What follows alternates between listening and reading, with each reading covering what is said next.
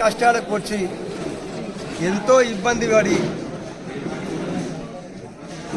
తెలంగాణ సాధించుకున్న తెలంగాణ ఉద్యమకారులకు తెలంగాణ ప్రజలకు ఉన్న బాధ ఏంటంటే ఎప్పుడు తెలంగాణ గురించి ఆలోచించిన వాళ్ళు, తెలంగాణ ఉద్యమానికి సహకరించిన వాళ్ళు, తెలంగాణ ఉద్యమం చేసేటప్పుడు అందరు ఎక్కిరించిన వాళ్ళు, నానా ఇబ్బందులు పెట్టిన వాళ్ళు, బాధలు పెట్టిన వాళ్ళు, బాధాకరమైన మాటలు మాట్లాడిన వాళ్ళు, హీనంగా మాట్లాడిన వాళ్ళు, తెలంగాణ వస్తే ఆగమైపోతాం తెలంగాణ వద్దన్నోళ్ళు ఈరోజు తెలంగాణ గురించి, తెలంగాణ ఉద్యమం గురించి, తెలంగాణ ఉద్యమకారుల గురించి ప్రేమ వచ్చిందంటే చాలా సంతోషం. ప్రేమ వస్తే కానీ తెలంగాణ చరిత్రను, తెలంగాణ అస్తిత్వాన్ని మార్చే ప్రయత్నం చేస్తే అది మంచి పద్ధతి కాదు.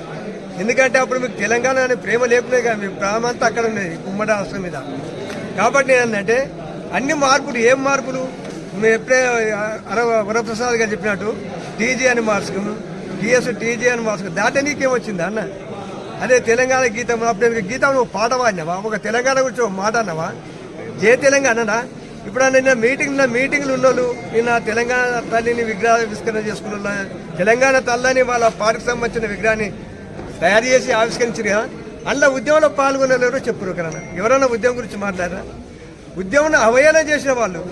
కాబట్టి వాళ్ళు ఈరోజు తెలంగాణ తల్లిని మేము అందరు కళాకారులు, కవులు అందరు కలిసి, మేధావులు అంతా కలిసి తెలంగాణ అస్తిత్వానికి ఎట్లుండాలి ఆ విగ్రహం అనేది చూసి నిజంగా చూస్తున్నాం. మన తెలంగాణ ప్రాంతానికి బతుకమ్మ పండుగ మేలు. అదేవిధంగా తెలంగాణ ప్రజలు నీళ్ళు ముఖ్యంగా పుష్ప పంటలు ఎక్కువ మక్కలు కానీ జొన్నపా కంకులతోటి ఆమె విగ్రహం ఉన్నది. అదేవిధంగా ఆటలైనా కిరీటాలు ఉంటాయి, అది తప్ప నువ్వు చేసిన విగ్రహం చూసిన అభయాస్తం అంటే ఏంది? అస్తమని చూపించాలి, అది ఏం గుర్తు, దానికి సంకేతం ఏంది? కాబట్టి అటువంటి నాయకులు మీకు అర్థం చేసుకోవాలి. తెలంగాణని ప్రేమ లేదు కదా నీకు, ప్రేమ ఉంటే కదా మీకు.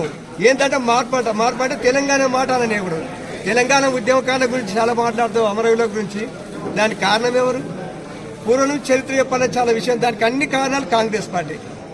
1969 మంది పిట్టలు కాల్చట అమాయకుల పిల్లలను, చదువుకునే పిల్లలు 369 మంది పిట్టలు కాల్చినారు కదా. మరి అప్పుడే ఇందిరాగాంధీ ఎందుకు వేయలేదు తెలంగాణ? మరి మా తర్వాత ఎందుకు వేయలేదు? కేసీఆర్ మీరే ఇచ్చేట, కేసీఆర్ వచ్చి శాంతియుతంగా ఉద్యమం చేసినప్పుడు ఎందుకు ఇవ్వాల్సి వచ్చింది? విలేక ఆయన నిరాశ చేసిన తర్వాత మళ్ళీ ఇదే నిన్న రాష్ట్రం వచ్చిందా మనకు? 9వ తారీఖు నాడు తెలంగాణ రాష్ట్రం వచ్చిందా? తెలంగాణ బగ్గుమంటది, ఇబ్బంది అవుతుందని ఉద్దేశంతో ఆ రోజు ప్రకటన చేసినాం. వాళ్ళు వెంటనే రిటర్న్ తీసుకున్నాం కాంగ్రెస్ ప్రభుత్వం. ఎందుకంటే ఆంధ్ర ప్రాంత నాయకుల ప్రోత్సాహంతో, బలవంతంతో ఆ మాటను వెనక తీసుకున్నాం. అప్పుడు యువకులంతా బాధపడి ఈసారైనా రాదేమో తెలంగాణ అని చాలా మంది తెచ్చుకున్నారు. దానికి కారణం ఏంది? దానికి వాళ్ళ మీద ఎంతో మీకు ప్రేమ ఉన్నట్టు ఆ చచ్చిపోయేటప్పుడు ఎందుకో ప్రేమ లేకపోయింది మీకు. ఉద్యమం చేసేట పోలీసులతో కొట్టిపిస్తాడు, ప్రేమ లేకునేది. మౌనం ఉద్యమం చేసినప్పుడు పోలీసులు పట్టుకుపోయి పోలీస్ స్టేషన్లు నానా ఇబ్బందులు పెట్టారు. అప్పుడు ఎందుకో మీకు ప్రేమ రాలేదు అధికారంలో ఉన్నందుకు. ఇప్పుడు తెలంగాణ ఉద్యమకారుల గురించి, కవుల గురించి ఆలోచిస్తుందా? ఎందుకంటే అది మేము వాడుకోవాలి, మేము చేస్తున్నాం. అప్పుడు తిట్టినోళ్ళు, ఈనంగా మాట్లాడిన వాళ్ళు ఇప్పుడు ఏదో ప్రేమ గురిపిస్తారు లెక్కన అర్థం చేసుకో ప్రజలు. కాబట్టి మేము అన్నట్టే మా తెలంగాణ తలని మనం అట్లే ఉంచుకుంటాం. ఎందుకంటే మా ప్రేమ తెలంగాణ ఉద్యమప్పుడు ఇదే తెలంగాణ విగ్రహాన్ని పెట్టుకొని ప్రచారం చేసుకున్నాం. మేము మా తెలంగాణకు అస్తిత్వానికి గుర్తింపు అది. ఇప్పుడు మీరు పార్టీ మీ కొరకు మన నిన్న రాత్రి ముఖ్యమంత్రిగా అన్నాడు, ఓ పార్టీ కొరకో వ్యక్తి కొరకో కాదు, ఆ పార్టీ వ్యక్తి అందులో లేని అలా వాళ్ళ చిన్నాలు కనబడతలేవు. కానీ మీ తెలంగాణ తల్లి విగ్రహాలు చిన్నాలు కనబడతాయి, అభ్యాసం అవన్నీ కనబడుతున్నాయి. కాబట్టి అట్లా కాకుండా ఇప్పుడు కాదుగా, ఇప్పుడు కొత్త విగ్రహాన్ని చేస్తే మేము తెలంగాణ ఉద్యమం అప్పుడు కూడా విగ్రహం మేధావులు అందరూ కలిసి చేసిన విగ్రహాన్ని పెట్టుకొని మేము మా తెలంగాణ తల్లిని పూజించుకుంటాం, ఆరాధిస్తున్నాం. కాబట్టి అది కాపాడుకుంటాం, ముందైనా కాపాడుతాం. మీరు ఓనాడు తిడతారు, ఓనాడు తిట్టి మనం సమర్థించుకుంటాం. ఒకసారి ప్రేమ ఉన్నట్టు నటిస్తారు, ఆ నటలే కాదు. మా తెలంగాణ తల్లిని మేము అట్లే పూజించుకుంటాం, అట్లే ఉంటాం, అదే విగ్రహాన్ని పూజించుకుంటాం, అదే ఆరాధిస్తాం. మా తెలంగాణ అస్తిత్వాన్ని కాపాడుకుంటాం.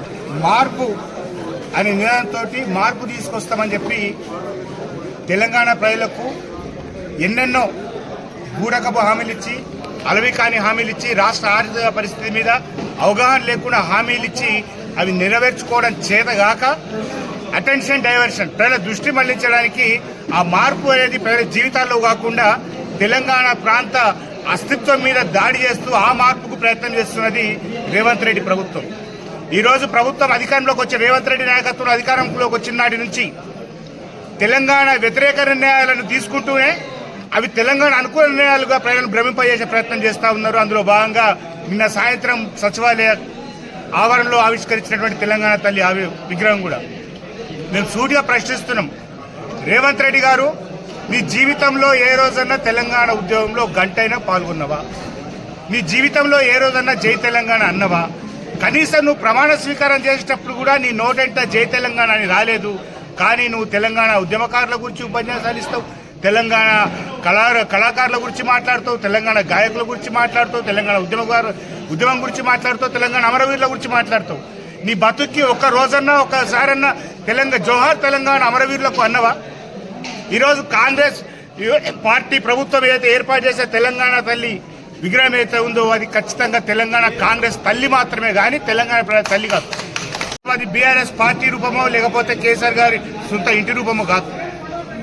ఉద్యమంలో భాగంగా 2001లో టీఆర్ఎస్ పార్టీ పుట్టిన తర్వాత ఉద్యమ భావజాల వ్యాప్తి కోసం తెలంగాణ అస్తిత్వ చిహ్నాలను రూపొందించుకునే క్రమంలో తెలంగాణ ప్రాంతంలోని కవులు, కళాకారులు, మేధావులు, శిల్పులు, చిత్రకారులు అందరి ఆలోచనల నుంచి వచ్చిందే ఈ రూపం.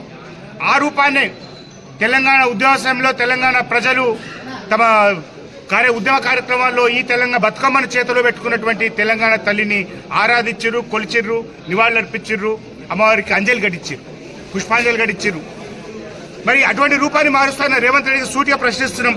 భారత రాష్ట్ర సమితి పక్షాన, షాద్నగర్ పక్షాన, అయ్యా నిన్న ఉపన్యాసాలు నువ్వు చెప్పినావు, ఉద్యమం టైంలో టీజీ అని రాసుకున్నాం,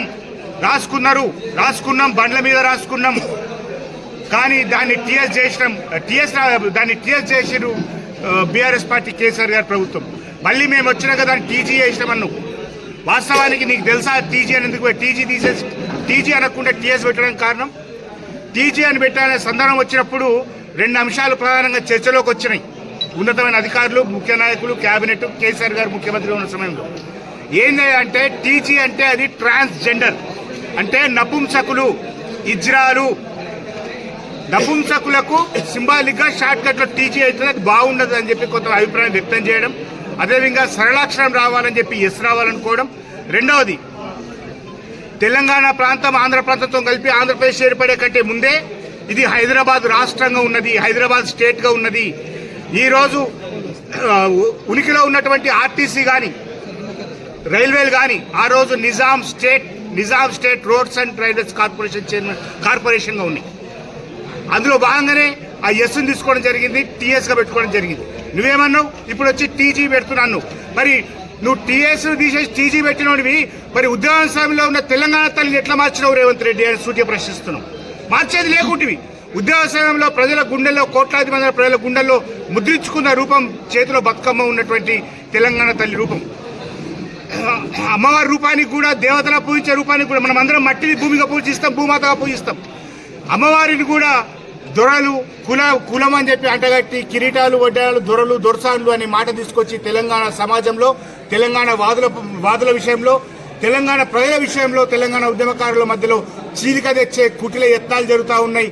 దానికి చిహ్నమే, దానికి సాక్ష్యమే ఈరోజు రేవంత్ రెడ్డి ప్రభుత్వం తీసుకున్న తెలంగాణ తల్లి కొత్త మార్పుని సీమాంధ్ర ప్రాంతంలో వందలాది 10ల సంఖ్యలో కెమెరాలు పెట్టి సమైక్యాంధ్ర ఉద్యమాన్ని ప్రచారం చేసినటువంటి ఛానళ్లు, మీడియా, ఆ శక్తులు రేవంత్ రెడ్డి ప్రభుత్వం తీసుకున్న నిర్ణయాన్ని సమర్థిస్తూ ఉన్నాయి.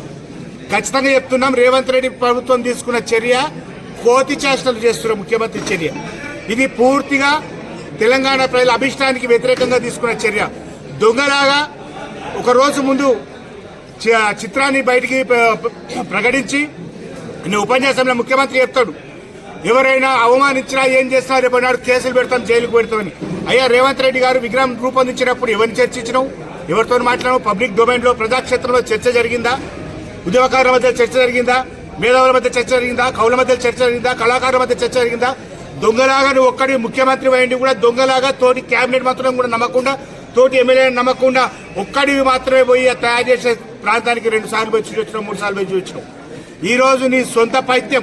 నిన్న మీరందరూ చూసిటారు, మీడియా సాక్షి ప్రజలను కూడా అడుగుతున్నాం. నిన్న విగ్రహావిష్కరణ సమయంలో మీడియాలో ప్రసారమైనటువంటి ఆడియో ఏంది?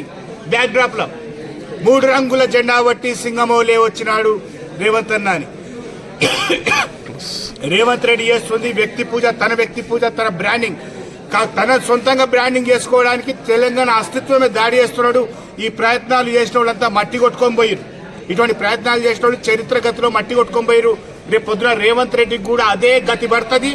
రేవంత్ రెడ్డి 5 ఏళ్లు ముఖ్యమంత్రిగా పరిపాలించి ప్రజల మన్నన పొందుతాడేమో, పాలమూరు జిల్లాకి వెళ్ళి గెలిచాడు చిన్న వయసులో అని చెప్పి కూడా ఆశించిన వాళ్ళు ఉన్నారు. మేము కూడా ఆశించినాం. కానీ రేవంత్ రెడ్డి పనితీరు, రేవంత్ రెడ్డి వ్యవహార శైలి చూస్తుంటే ఎక్కడో ఉండేటట్లేడు. ఎందుకంటే ఈ మాట ఎందుకంటున్నారంటే ఆరిపై దీపానికి వెలుగక్కువ అన్నట్టు సంవత్సరంలో పాటు ఇన్ని ప్రజా వ్యతిరేక నిర్ణయాలు తీసుకున్నారు. ప్రతి ఒక్క నిర్ణయం ప్రజా వ్యతిరేక నిర్ణయమే. నిన్న మాట్లాడతాడు ముఖ్యమంత్రి, బహుజనుల తల్లిగా మేము రూపొందించిన తెలంగాణ తల్లి అని. అయ్యా, మూసీ పేరు మీద, మూసీ సుందరీకరణ పేరు మీద నువ్వు ఊలగొట్టిన ఇండ్లు బహుజనులవి కావా?